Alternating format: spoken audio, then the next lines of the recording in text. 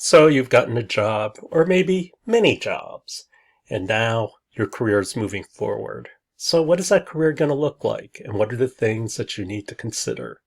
So this lecture is about your career. First and foremost, find good counsel. Nobody makes it alone. People like to quote celebrities and people like that, but guess what? They don't know you. Most of the times they say are things that are just platitudes. Like, find your voice and work hard. Take risks and chances. They're not in your shoes. A lot of former bosses, people in your family, they know you. They have your best interests at heart. That's the people to talk to. Nobody makes it alone. I'm grateful for some of the bosses that I've had. I'm grateful for some of the teachers I've had. What are the foundations of a learning career? Well, first, there are certain skills that you'll use throughout your career. One is, do you know how to study? And quite frankly, a lot of students don't know how to study. And do you know how to teach yourself? If I give you a topic, can you become the world's expert on this field? Can you be the smartest person in the room? If you don't know how to do that, you should learn how to, because that'll serve you throughout your entire career. Things change. This is why people, based on, college education, could have a career that lasts 50 years. Everything's changed. All their knowledge from college is obsolete, but they knew how to think and they knew how to study. That's what gets you through. The other thing to consider is will. What's your heart? What does it say? And does it carry you through? My dad didn't go to MIT or anything like that. His father died when he was 13. He came to this country with nothing. When you don't know how to speak English and you come here with nothing, what do? You pick grapes. And he never complained. He said it was a pretty good job because you got paid by the basket. So he thought the harder you work, the more money you make. But is your heart unique and is it growing? Do you have the will to do what you need to do? Do you know how to listen? I mean, really, really listen. Not just hear what people say. The difference between listening and hearing is you can interpret the message and what the message says. Listening is about taking that information a step further and start playing with it, saying like, how does it work? How doesn't it work? Does it make sense? How does it fit in different scenarios? This is the way your toolbox. Everybody has hard skills.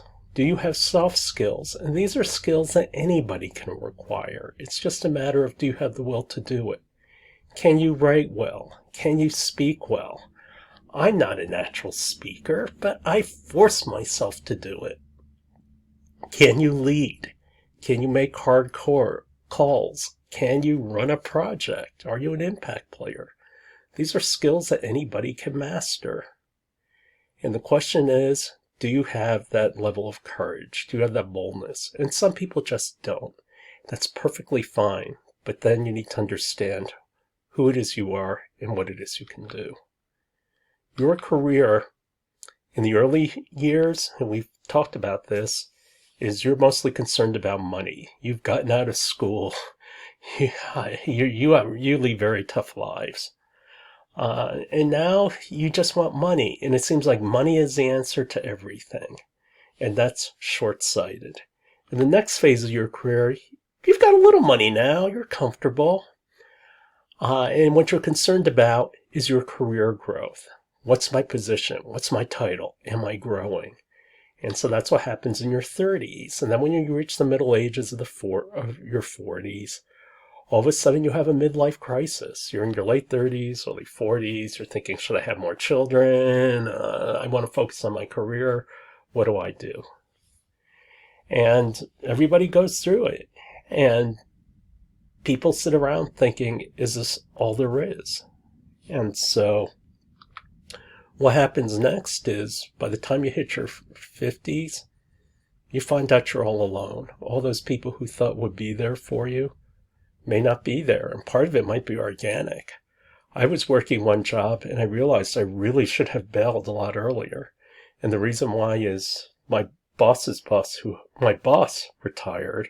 My boss's boss, uh, she got pushed out.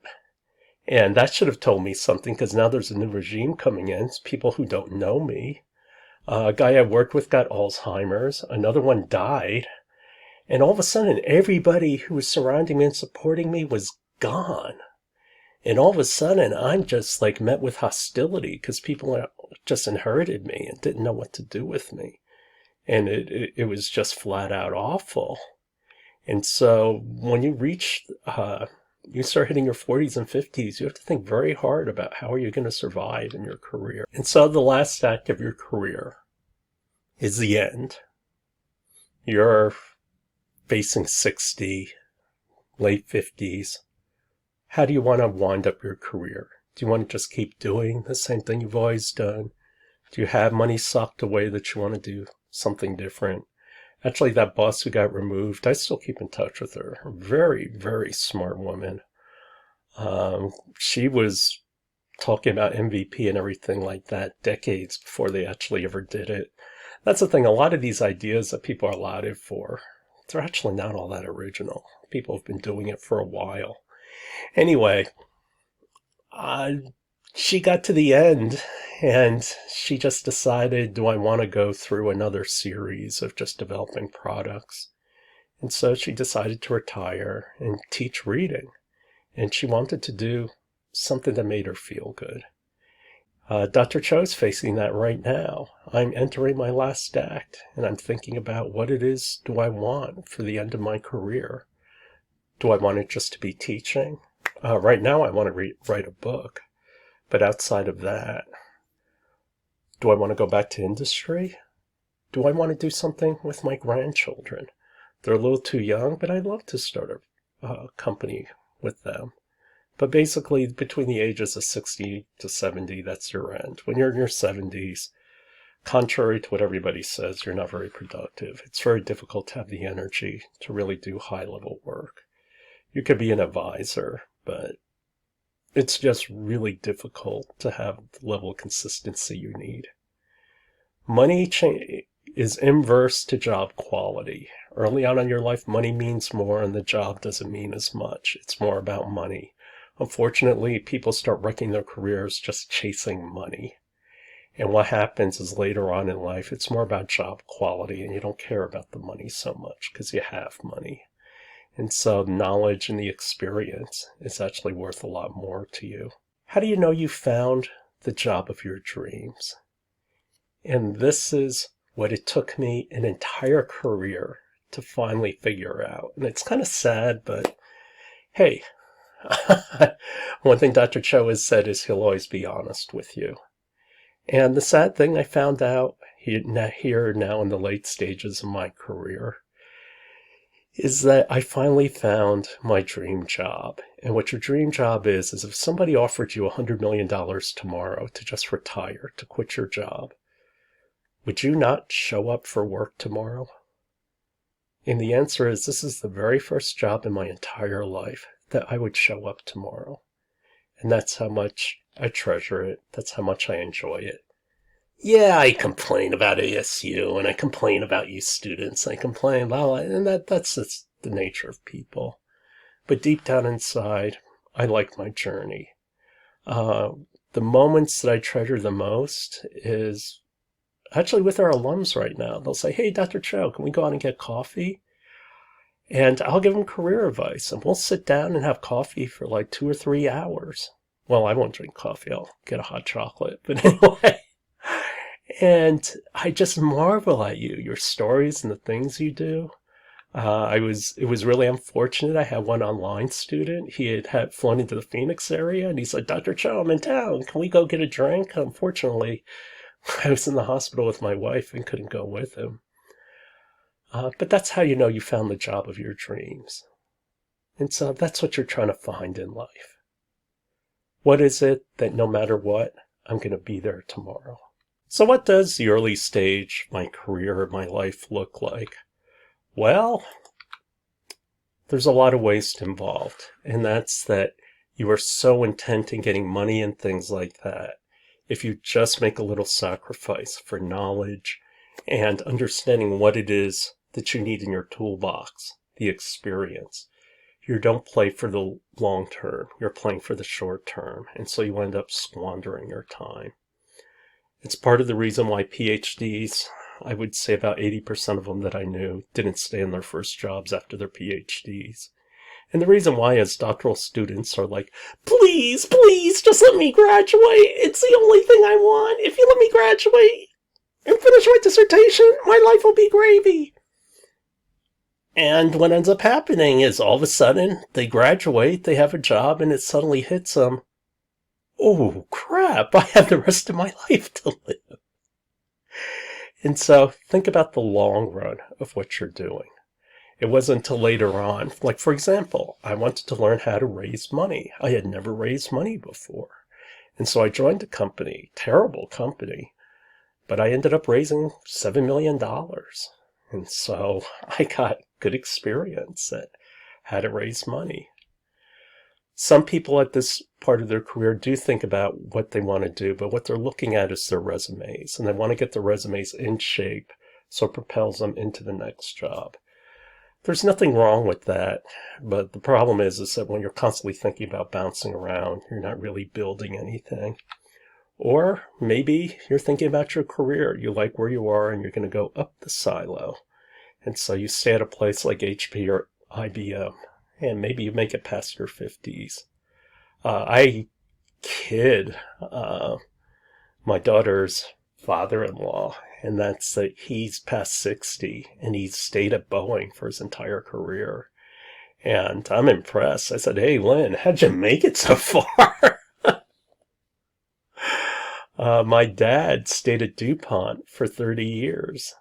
Yeah, I couldn't do that. You're too focused on celebrity rather than building something. You know what you want, and everything seems so far, far away, and you become impatient and you do the wrong things. Raises and salary are big issues, but you need to think about your job quality. Here's the biggest and best piece of advice I give everyone about their careers. Once every year, ask yourself one question. Did I learn anything this year? If the answer is no, then guess what? It's time to leave. And it's because the company's getting more out of you than you're getting out of it. And so therefore, it's time for you to move on. Otherwise, you stagnate, and guess what? Your value is doing this, but your salary is doing this. Guess what that puts you in position to do? This. The other thing is, you think, oh, just a little more money will make me happy. And this is what happens. You get that little bit more money, and then you see how much things cost, and then you want more money and more money and more money, and it just becomes endless. You never get what you want. You imagine what life is going to be like out of school, and now you're free to live a normal life. And it's totally different. I wasn't ready to live a normal life, so I was happy to go back to school. But by the time I was end of school, I was happy to go back to a normal life. But that's the growing pains that you'll go through in the early stage of your career. So what happens when you hit your 30s? Well, you find out you're not a kid anymore. And you start to form roots in your personal life too, such as marriage, kids, a house. A house is a huge responsibility because it's tremendous debt. Actually, it's really funny. A friend of mine, when we were in our 30s, he said to me, marriage is actually not that big a deal because you're dating, you're committed to each other, and you know you'll get married someday. So he said marriage wasn't that big a change for him. But he said the biggest changes for him was first having a house because that was a huge financial obligation. And then it was having kids. In that order. And it's like, wow, I'm sure your wife is thrilled that she comes out on the bottom. But anyway, those roots in your personal life start to change how flexible you are and what it is that you want to do. You find a way to move up and get some money. Finally, you have some level of comfort. And maybe you start climbing the ladder. Maybe this is a place where you don't have a job, but a career. And a career means that there's a path into the future for you. Or maybe you see that it isn't so good. And so either you have to settle for what you're doing, or maybe you get restless and move on. The thing that happens here is you start to find your power. you have success in what you're doing, all of a sudden you realize that you're much better than you ever dreamed of. And so you start thinking about your future. And this is why the average age of entrepreneurs is 35. They got some money in the bank. They've learned a lot about the businesses and areas that they're in. And they're finding out that the places they're working is they're restless. And that's that their dreams can't grow as big as what their vision and ambition is. And this Troy Swope of Footprint, he started Footprint after a successful career at Intel. Now he's ASU's first billionaire, I think, entrepreneurial billionaire. For those of you who don't know, Footprint makes substitute materials that are actually really biodegradable to replace plastics. And Jeff Bezos had a successful law career. He left it to go form Amazon. You see it over and over again. Not everybody is Kid Wonder. So you reach the Middle Ages, and you've had probably a meteoric career, and now you're in middle management. And the thing you find out is you slow down your learning, and that's that you just do your job. And your job's easy, and now by slowing down your learning, you're starting to sow the seeds of what's going to kill you. An MBA is not your solution. Unless you have a really direct plan of what you're going to do with it, it doesn't do anything for you. So what is it do you want to do? And should you hang around, or is it time to go? You have to plan your next move. And that's what happens in the Middle Ages. You're so concerned about what happens day to day, you don't see the larger picture of what's going on in your life. And so this is what you're looking at when you're elderly. Where am I? And it's just me. And again, I don't have the value I once had. But I have a lot of knowledge. Down inside, I know I have something to give. The question is, are you in a place to go ahead and do that? It's really funny. When I was a young engineer, I used to go to these meetings with other PhDs. Actually, it's funny, when I transferred the gyroscope into production, I showed up at Rockwell International. And this secretary asked me, and who are you here to see? And I'm saying, I'm here to see Ken Hayes. He said, who are you? I said, Dr. Steve Cho. And then she kind of looked at me and thought, Dr. Steve Cho, we're expecting this eminent PhD to come help us. You're just a kid. When I used to go to meetings when I was young, I used to look around the room and think, am I only the guy here who doesn't have gray hair? And then I thought, am I the only guy here that still has his hair? And now I find I go into meetings and I am that old guy. Fortunately, I haven't turned all gray yet, and I still have my hair, although it's starting to thin. But I don't have a problem getting old, but I do realize that I'm not the person that I once was. But I do believe I still have a punch left in me. And what is that last punch? This was the story of Batman. This was The Dark Knight Returns by Frank Miller. Some of you might know it. But what happens is Batman is too old. He can't fight people anymore. But inside his heart, he's still a lion. And so when he's out there fighting crime at his old age, a lot of times he comes close to getting killed. And he's just wondering, is this a good death? And then what happens is Batman fakes his death. And he goes underground, and he starts building an army of Batmen. And so, this is a good life. Do you want your end to be a good death or a good life? Do you just want to slowly creep away? And that's what you see in a lot of older employees. They're just biding time to retirement. They're just trying to ride it out until they die. Do you really want that for you? I don't want that for me. It's kind of amusing. Well, not amusing, but the ideas are somewhat amusing. And it's a friend of mine who is always very pious her entire life, devout Roman Catholic. And when she passed away, she was out in her gazebo with her garden around her. And She had had cancer for several months. She was wasting away. And when they found her, she had her book on her lap, her hands crossed, and her head bowed.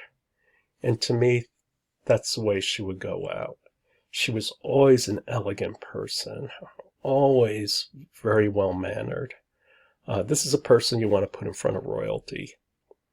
And if she saw a heavenly host, she would go with humility.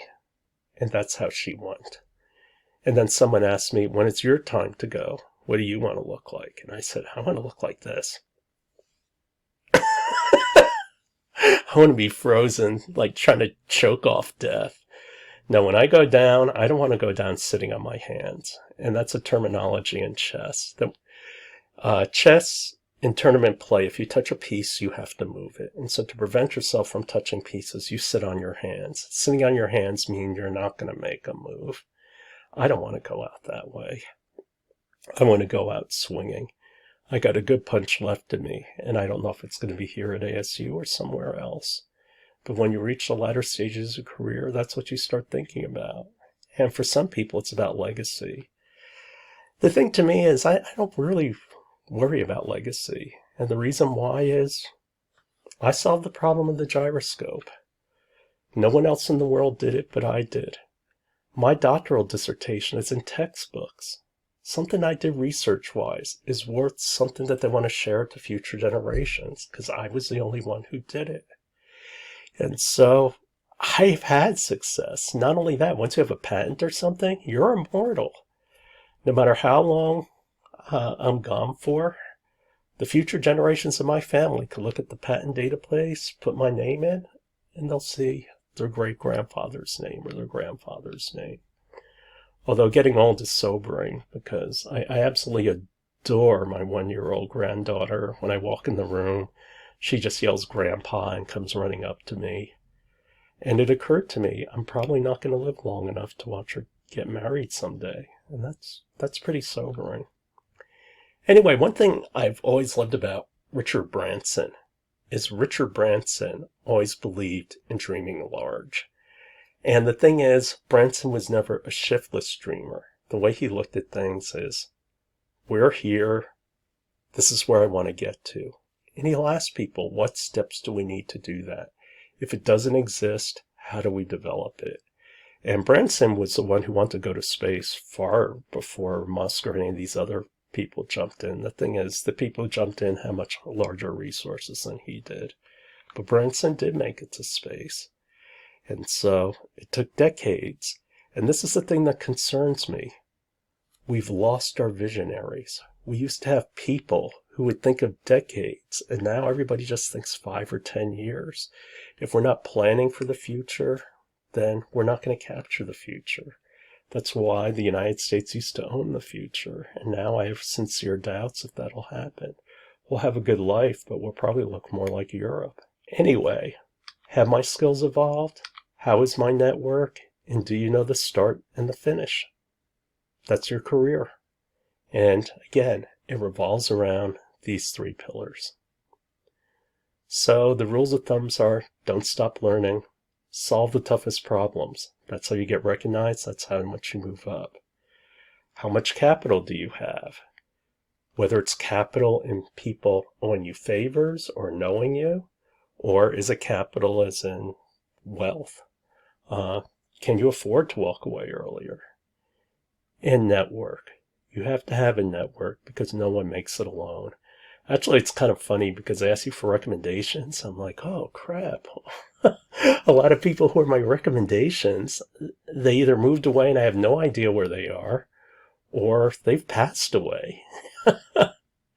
That's a problem with getting old. But most of all, enjoy your journey. You're so concerned about what's going on and everything else. You forget to enjoy the ride. And that's the entire point. And that's the thing. I look back and it's like, yeah, I didn't make generational wealth or anything like that, but I have wealth in other ways. And that's it. I sat in Paris at 3 a.m. talking to teenagers in a McDonald's asking me about my career. I'm sitting in a small cafe in Switzerland in the middle of nowhere eating a sandwich and having other Swiss people walk up and just talk to me because they had never met an American before. I I finally saw where my dad grew up. And my dad used to always talk, my mom and dad always talked about, how it's 5 miles uphill each way to get to school. Well, for them, it really was 5 miles each way to get to school. That's how mountainous Korea was. And so enjoy your journey. You only go through it once. If you can't go on your journey and find joy in it, then what's the point?